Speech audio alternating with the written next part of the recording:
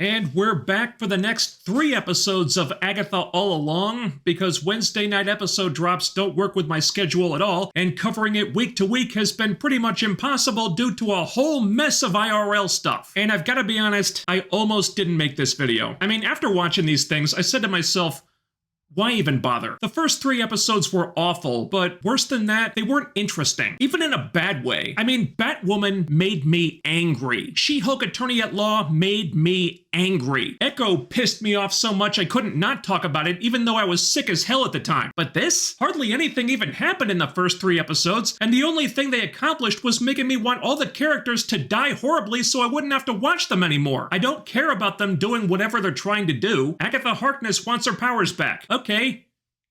So, she's a villain. We shouldn't want her to get her powers back. And if she does, then what? Maybe she shows up as a mini-boss in a Doctor Strange movie? Who cares? They've made her out to be a completely detestable person, so you can't root for her to get what she wants, even in a f***ed-up Walter White kind of way. You can do that with the Penguin over on HBO Max because you want to see him become that iconic character from the comics. Agatha Harkness ain't iconic, and this is basically a completely new version of her. The other characters are so boring and pointless, I still can't figure out why they're even there, and we've been given 0 reasons to care about them either, so what are we here for? What's the point of any of this? I don't know, and episodes 4, 5, and 6 did nothing to answer any of those questions. Hit the intro, and let's talk about it.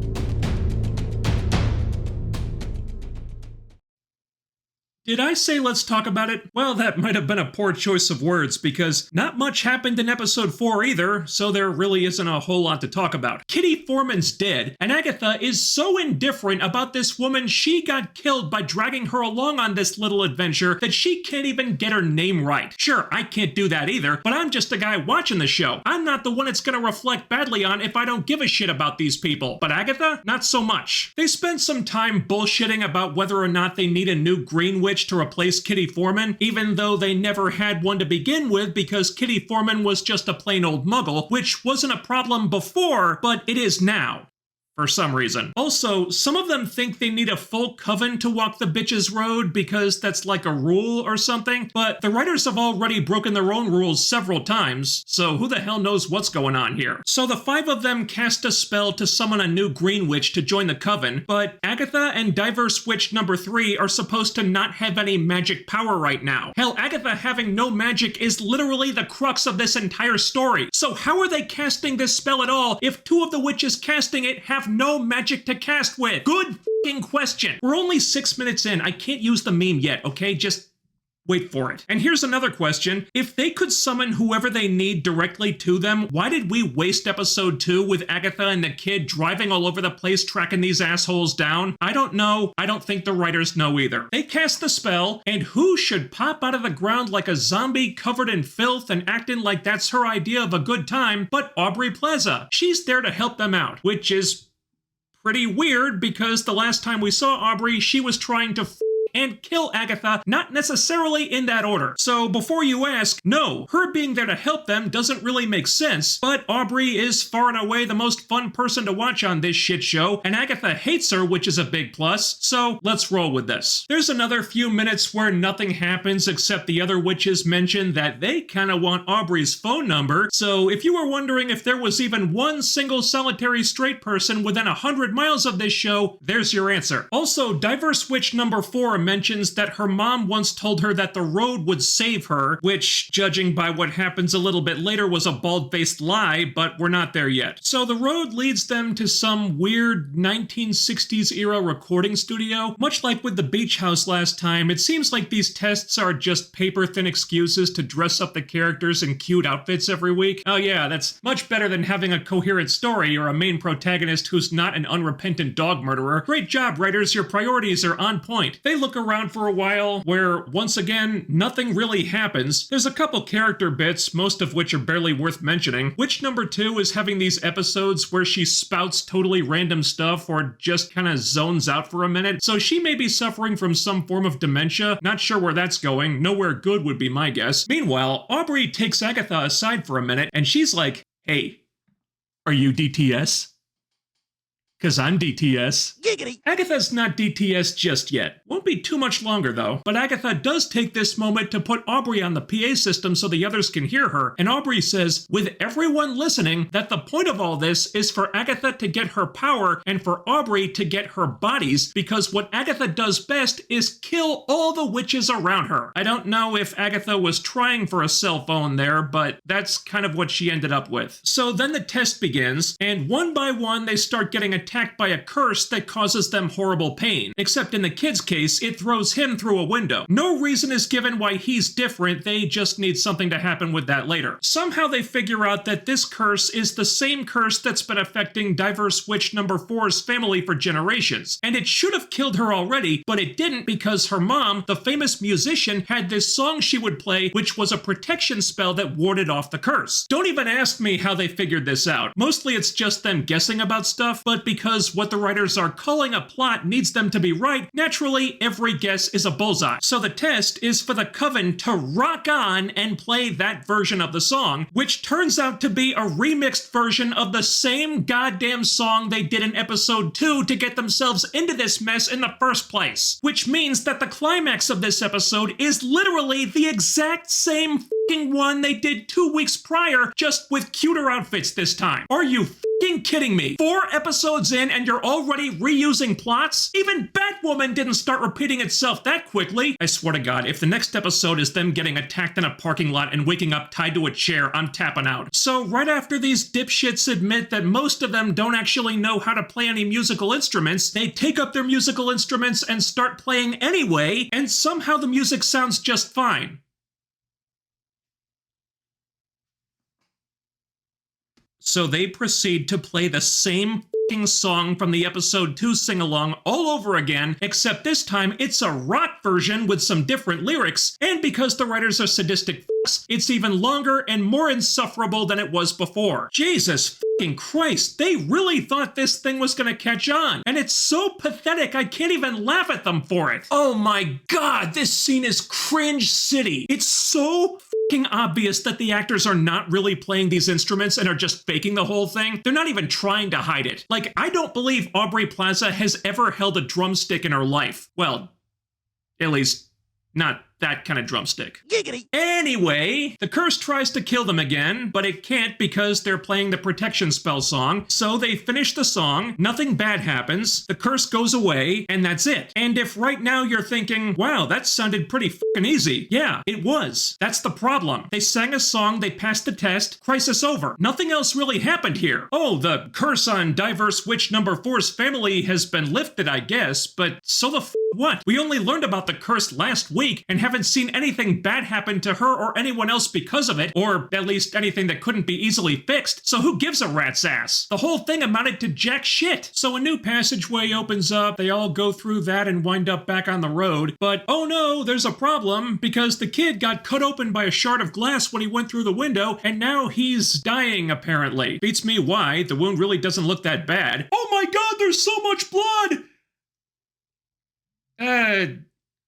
No, there isn't, guys. The bleeding has already stopped, actually. Frankly, that the kid passed out from this is kind of ridiculous. It plays like they're panicking over a nothing burger here. Just put a makeshift bandage on it, he'll be fine. But they want us to think the kid's life is actually in danger here, no matter how flimsy that is. Whatever. The one nice thing about this scene is that, for a minute, Agatha shows some genuine concern for the kid, which is probably the first emotion she's had in this show that wasn't loathsome and self-serving, so that's nice. Doesn't make up for her canine canine kill count, but it's something. So now you're thinking, the kid's dying, they've got no doctor, no medical supplies, and no help in sight. They must be in real trouble here. And on a competently written show, that might be true, but before the audience has a chance to be afraid for them, or get concerned for their well-being, or literally anything that might involve basic dramatic storytelling, it's Deus Ex Machina to the rescue! Diverse Witch number 3 casts a spell to whip them up some magical healing water, despite the fact that the whole reason why she came with them in the first place is that she has no magic and shouldn't be able to cast any spells, and the magic water fixes the kid easy peasy. Great job, Diverse Witch number 3. That makes up for one of your victims from the candle shop. Now you just have to do that 799 more times and you'll have a clean slate. You ought to be able to bang that out by episode 6 at the latest. Later on, Agatha and the kid have a moment where he asks her about the sigil on him that stops him from telling anyone who he is. She wouldn't even know if she put it on him because sigils work on the witch who cast them too and can't be broken until they're not needed anymore, or so they say, but that could end up being another rule the writers break, so it might not matter. They seem to have become a little bit closer now, which is good to know that Agatha isn't completely devoid of non-repellent emotions, I guess. But then he asks her about her son, and she quickly f***s off. And if you think there's anything unexpected coming with that, no. It's going exactly where you think it is. They all sit around a campfire, and Aubrey tells a story about how a long-ass f***ing time ago, she loved someone. But she had a job that she didn't want to do, and the job ended up hurting this person. Of course, that person was Agatha, so she f***s off again. Aubrey goes to talk to her, and now that her walls are down a little bit, Agatha decides that she's finally DTS.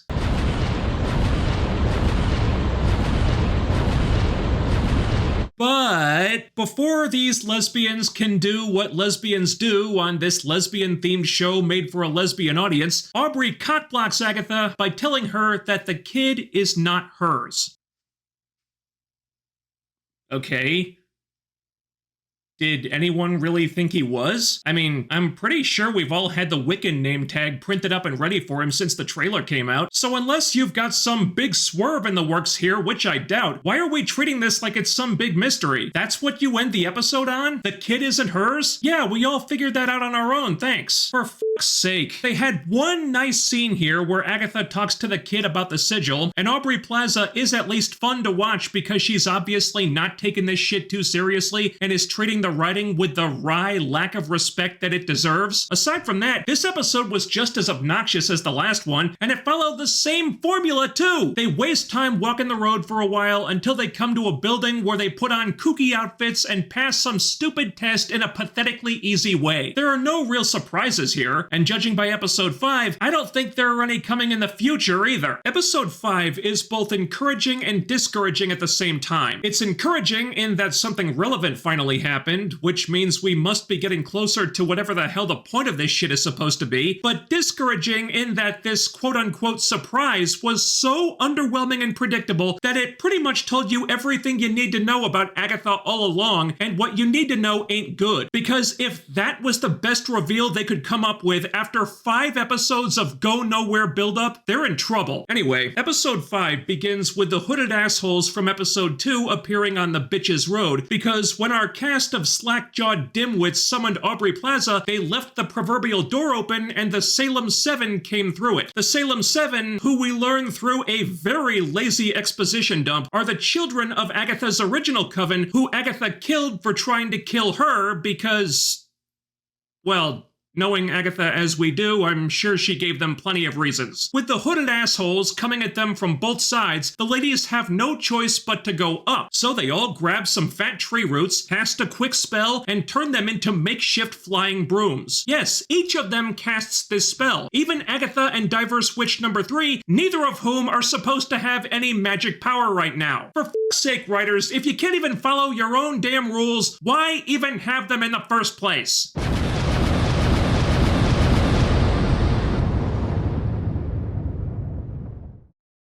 So they take to the air and fly across a painfully obvious green screen for a minute until the bitch's road drags them back down to Earth somehow, and they wind up at the building where the next test happens. And this one has a whole 80s aesthetic complete with clubhouse and synth music, so the writers can do a really cringy riff on Stranger Things, and the test has to do with the spirits of the dead, which they talk to by way of a Ouija board that just pops out at them as if thrown by some unseen force, because the spirits know that if we had to wait for these clowns to figure that part out themselves, we'd be here all day. They start by reading the rules of the Ouija board, and because it's apparently a theme on this show, they then manage to break every single one of these rules in about 5 minutes so the rest of the plot can happen. First, Agatha makes an incredibly unfunny and tasteless joke pretending to be possessed by Kitty Foreman, because mocking the innocent woman she got killed before the body is even cold is just a laugh riot, isn't it? But then the Ouija board starts doing what Ouija boards do and tells them that in order to pass the test, they have to punish Agatha. Finally, a storyline I can get on board with. But before they can punish her, because why would we want to see something cool like that, Agatha becomes possessed by a ghost. I'm not sure what they're riffing on here. Evil Dead, Poltergeist, Exorcist, one of those. There's like a minute of this, and then the ghost just leaves her body without anything bad happening, so that was f***ing pointless. Then the ghost in question appears before them, and it's Agatha's mom who tells them that they have to leave Agatha here and finish the bitch's road without her. Aubrey is totally against leaving Agatha behind, even though in the previous scene she wanted to gut Agatha like a fish and has been oscillating back and forth between those two impulses since the show began. Yeah, her character doesn't make a lot of sense. There is one interesting moment here where Agatha gets uncharacteristically candid and asks her mom why she hates her, and the mom just says that Agatha was born evil and she should have killed Agatha the moment she popped out of the mom's baby maker. So maybe this is the worst mom since Raven Darkholme, or she could just see the future and knew how Agatha would turn out. My guess would be the latter. Either way, you almost feel bad for Agatha for a second here. Almost. But then the writers are like, slow your roll, we can't have that, and proceed to show us that the mom was probably right in thinking that Agatha was always a piece of shit. She possesses Agatha's body again, and Diverse Witch number 4 stupidly tries to help by blasting her with magic, even though they already told us that this will kill any witch who does it. Ghost Mom gets forced out and just kind of disappears, but then Agatha lets this continue, sucks all the magic out of Diverse Witch number 4, and it's very clear if you look at Agatha that she's doing this intentionally. So in a panic, the kid asks the Ouija board to explain what the f*** is going on, and a different ghost says that its name is Nicholas Scratch, Agatha's son, who pleads with her to stop sucking the magic out of this woman who only came along because you convinced her to, and then sacrificed herself to save your miserable life. But it's too late. Diverse Witch number 4 is dead.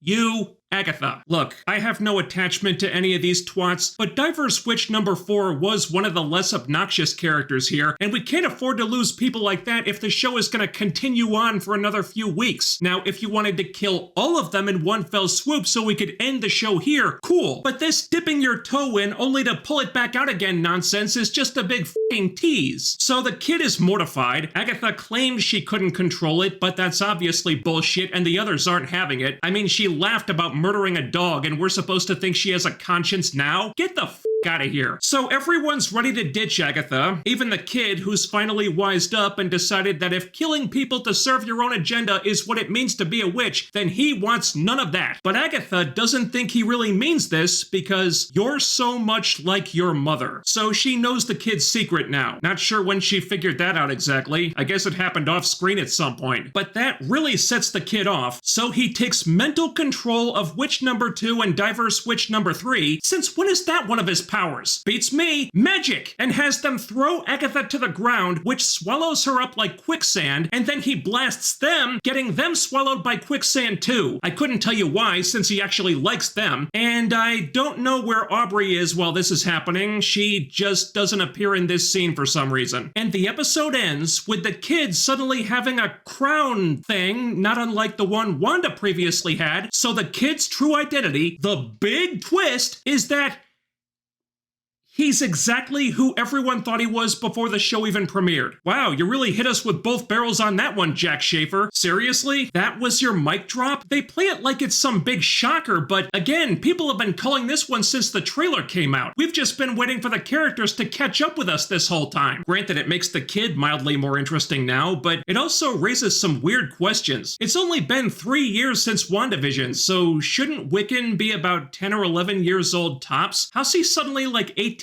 And I know I'm beating a dead horse here, but if the story even making sense relies on Marvel explaining magic, which if they had any intention of doing, they would have done it years ago when it f***ing mattered, then there's no point in holding out any hope for this. After just 5 episodes, the show already feels formulaic. The tragic death of Diverse Witch number 4 fell completely flat because she never did that much to begin with and we didn't really know anything about her. We found out there was a curse on her family that was trying to kill her. She lifted the curse 1 week later and then she died in the very next episode, so it didn't matter anyway. That's all there was to her. And now we're supposed to feel bad that she's gone? I still can't even remember what her fucking name was and I watched this episode twice. At least the narrative is starting to accelerate now, but the big shocking reveal that kicked that off was so telegraphed you could see it coming from fucking Mars. So what are we waiting around here for? It seems pretty obvious that the story is gonna come down to Agatha, Wiccan, and I imagine Aubrey doing something, making funny faces and shit, I don't know. But that's not much of an incentive to keep watching because Agatha is still at the center of all this and she's despicable. Fun to watch because of the actress, but despicable. Let me tell you something. When the abusive evil mother tells her daughter, you were born rotten and you're nothing but a piece of shit, we're not supposed to agree with the mother, okay? But that's where we're at. The only redeeming qualities Agatha's had were a couple of brief moments when she showed a little bit of concern for the kid, but that all went out the window as soon as she found out that he wasn't her son. So really, this has just been about Agatha being a self-serving monster, and for reasons I can't figure out, the story still seems to want us to root for her. A story, by the way, that isn't even well told. It feels like we're just spinning our wheels here until we get to whatever we're supposed to get to, and I just don't care right now. After a month of this crap, I'm still waiting for the show to do something, anything to justify its own existence, and it's giving me nothing. And if the Wiccan reveal was any indication, then the rest of it will likely go down like a fart in a hurricane too, so why even bother with the rest of it? And that's where I was originally gonna leave this video off until IRL stuff pushed it back and pushed it back and pushed it back, and now I'm doing 3 episodes in one again. For the record, I recorded the first 2 parts before episode 6 dropped. And how about that? Episode 6 was definitely different, wasn't it? I'll give him this. I needed the show to shake shit up and do something drastic to hold my attention if I was gonna keep making these videos, and they did that. So congratulations on doing the least amount of work necessary to not embarrass yourselves further. Nailed it. In fact, I'll do you one better and say that this episode was the least objectionable one so far. I won't say it was good. It wasn't good, but it was less bad. And it did a few things that I've been saying they really needed to do. First of all, they broke from the formula of the last few episodes and did a pretty big tonal shift away from the cringy musical comedy garbage they've been doing so far. This episode was a lot more serious, and it gave us a reason to actually care about at least one of these assholes. These are all positive changes, but it still had a lot of issues. The whole episode is a flashback showing us how Wiccan came to be in the position he's in. It starts 3 years ago at his bar mitzvah, I think, and he's not Wiccan yet, he's someone else. I don't know if it's customary for bar mitzvahs to have fortune tellers, but this one does. So he goes to check this thing out, and the palm reader happens to be witch number 2. She sees something in his palm that unnerves her, and here's the first issue with this. She obviously sees that he's going to die, but instead of giving him a heads up, like, you're about to be in big trouble, so watch your ass or whatever, she just keeps this to herself for no reason. Why? Why would you not tell this poor kid that he's about to be in danger? Makes no sense. Instead, she draws the sigil on a little wooden tile and slips it into his jacket pocket. So she was the one who put the sigil on him, and again, I ask,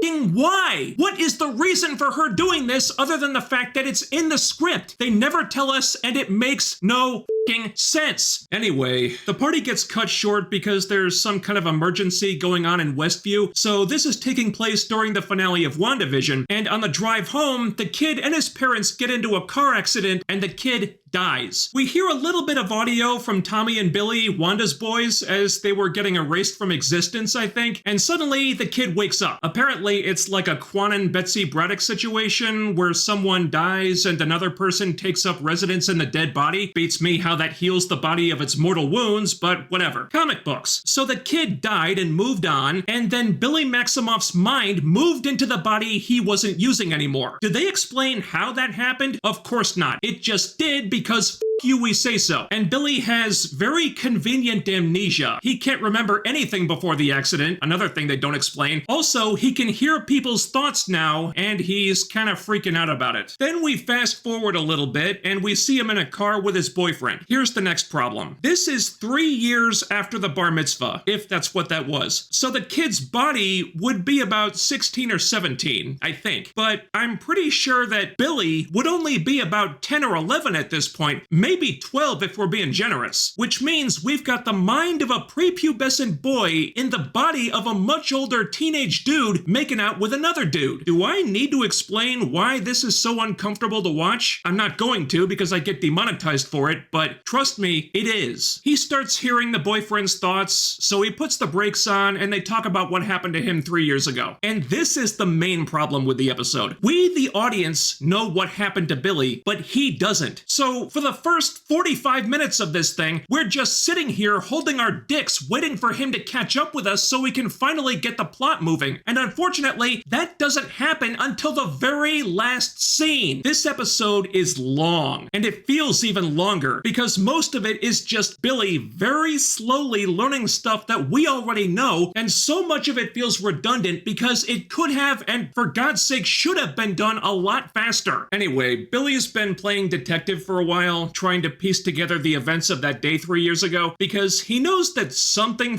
up happened to him, but he doesn't know what. Through this, he's been in contact with someone on Reddit who was in Westview at the time, so him and the boyfriend go to meet this person who turns out to be Ralph Boner, or the guy Wanda made think he was Ralph Boner. And the show treats this like it's another big, shocking reveal, but once again, it's really not. Ralph Boner was a gag character, and the gag relied heavily on, oh my god, look everyone, it's Quicksilver from the Fox movies! You thought it was a multiverse thing, but really they were just trolling you so they could set up a dick joke. And I actually respected that dick joke. I defended that dick joke. Love it or hate it, they committed to the bit on that one. But that's the kind of joke that really only works once. Now we know what the deal is, so the novelty is gone, and he's not even Ralph Boner anymore, so it's like, why is this guy still here? Jesus Christ, this scene goes on and on forever. And the entire thing is just him expositing more stuff to Billy that we already know. Long story short, Billy learns about Agatha and Wanda's kids. That's the only takeaway from all this. So he finds a bunch of stuff about Agatha on the internet with a quick Google search, if you can believe that, and he starts thinking that she's the key to everything here. And this is where it gets slightly less boring, because he goes to her house in Westview, and we see the events of episode 1 from his perspective. Before, we were seeing Agatha's delusion of those events, but now we're seeing what actually happened. The break-in and the chase were more or less the same, but the interrogation happens in Agatha's living room, with Agatha acting even more like a Looney Tune character than she did before. And this scene might have been a good idea on paper, but we're still not learning anything new, so it just feels like a lot of wasted time, like most of this episode does, frankly. Oh, but the kid finally understands that he's Billy Maximoff. Cool. We knew that too. What else you got? And that brings us back to the present, where Agatha's pulling herself out of the muck that swallowed her last week, but not Witch number 2 and Diverse Witch number 3, though. They never come out. I think they're dead now. Yeah, Billy killed them. And I could not tell you why. I mean, he liked both of them, way more than he liked Agatha at that point. This doesn't make sense. And yes, I did want these characters to die, so we're making progress, but as long as Agatha's still breathing, we're just taking baby steps here. Shit or get off the pot, writers. Come on. Agatha talks to Billy. For some reason, he doesn't feel like killing her anymore, so they can just have a calm little chat. Yeah, he murdered the 2 people he liked, but the one he's furious at, he left alive. Also, when he's the one committing the murders, suddenly it's not that big a deal. You you figure it out. He destroys the tile with the sigil on it, so that's done. He can talk about who he is now. But Agatha says that she'd kind of sussed out his real identity when they first met anyway, making the entire sigil subplot completely f***ing pointless. So they put all their cards on the table, and this is actually a decent scene. Good God, it's about time, isn't it? Agatha weirdly respects Billy for doing what he had to do to stay alive when everything went to shit in WandaVision, and seems to think that she could corrupt him and bring him over to her side without too much effort. And Billy says this was never about gaining power for him, though he seems a little conflicted about that. What it's really been about is finding his brother Tommy, who apparently was not erased either. Billy can sense him out there, just doesn't know where he is. No reason is given for why Wanda couldn't sense him in Multiverse of Madness, but hey, that's Marvel for you. Our magic system makes no f***ing sense, and that's the way we like it. So Billy wants to finish the bitch's road by himself, insisting that he doesn't need Agatha anymore, but no, he does. Because turns out his magic only works when the plot needs it to, and right now it doesn't, so these two are stuck together for a while longer. Lucky us. Question: where the hell did Aubrey Plaza disappear to? I was trying to figure this out last night. In episode 5, she kind of vanished from the scene at the 22-minute mark, and now the characters are just acting like she was never there. What happened to her? Where is she? This absolutely reeks of awkward reshoots. Like, at some point they had to rewrite big chunks of this, and somehow Aubrey got cut out. Maybe there was a scheduling conflict, and they couldn't get her back to shoot the new scenes. Either way, her absence is very noticeable and makes no sense at all. That was episode 6, and it is not good, but I did appreciate a few things about it. I liked that it was darker. Breaking from the stupid formula helped a lot. Also, and I can't stress this enough, the reason why this was the least obnoxious episode so far, pretty ironic since it's her show and all, is because Agatha didn't appear that much. I've been thinking about this for weeks, and this episode just drove it home. Agatha Harkness doesn't work as a protagonist. Agatha is a loathsome, underhanded, villainous person. She's not the hero, she's the agent of chaos. The real story shouldn't be about her as the main character, it should be about how she's gonna take a dump on the main character's front lawn. So when you use her as a foil for someone who's more grounded and you can actually sympathize with, that's when the character works. That's why the first 5 episodes were such a chore to get through, because they were trying to portray Agatha as the wacky, devilish hero of her own story, and you can't buy into her that way because she's not that person. But this was the smartest thing they've done so far. Yeah, that's a pretty low bar, but I do mean it in a good way. In this episode, the focus shifts from Agatha to Billy. Billy, who has motivation that we can actually get behind. If the rest of this story is about Billy trying to find his brother and Agatha trying to piss in Billy's cornflakes along the way, that is so much more fitting than what we've had up to this point. That's what this story should have been about from minute 1, but until now the character dynamics have been all up. Not that they still aren't, but you know what I mean. If that's what the rest of this show is about, they might have a chance to course correct a little bit here. I don't think they will, but it's a possibility that wasn't on the table for the first 5 weeks of this mess. That said, this episode was still pretty bad. It was very slow, it dragged the whole way through, and most of it was just reiterating stuff we've already known for ages, while the characters were running around being like, could you tell me what happened in the WandaVision finale, please? The thing was a glorified recap show, so we barely learned anything new here, and it probably raised more questions than it answered, but I wanted the show to give a reason for it to exist, and I got that much. It's about Wiccan trying to find Speed. Okay, I don't care about Wiccan and Speed, and I care even less about that Young Avengers project that Marvel's been teasing for f***ing years now. I mean, shit, at this rate, they're not gonna be so young anymore by the time they make that thing, but at least Wiccan saving his brother is something I don't hate Wiccan for. Granted, he did murder 2 people here for no reason whatsoever, but I didn't like them anyway, so he's still more sympathetic than Agatha. Look, I don't expect that Agatha all along is going to improve very much. By and large, the writing and storytelling are still atrocious. Episode 6 was enough of a pivot to hold my attention for another week if I'm still covering this show. That's all the slack I'm willing to give it right now. Will they continue to course correct next week? If history is any indication, probably not, but we'll see. And with that, I'm finally all caught up. I've been trying to get this damn video out for a week and a half. Things just kept getting in the way over and over and over, but it's done. And now that this crap is out of the way, I've got Venom 3 to look forward to. Thanks so much for watching this extremely late video. While you're here, ding that bell icon and follow my social media so you can always be notified when I upload new stuff. FYI, the notifications have been even more dodgy than usual lately, so following my Twitter is really the best way to make sure you never miss a video. Link is right down there. And don't forget to do all the other YouTube things. Hit that thumbs up, leave a comment, share the video, subscribe if you haven't already, make sure you're still subscribed, and I'll be back with more real soon. Take care, stay tuned, I'll see you next time.